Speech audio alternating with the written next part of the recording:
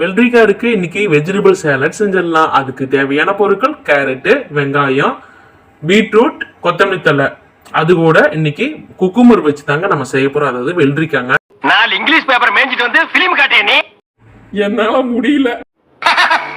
I am very happy. Start music.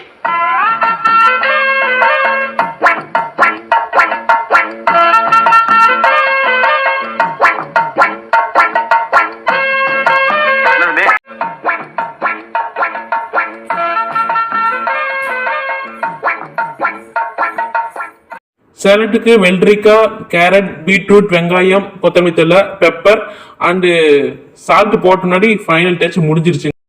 அப்புறம் நல்லா கலக்கி விட வேண்டியதாங்க. நம்ம சேலட் சூப்பரா ரெடி ஆயிடுச்சுங்க.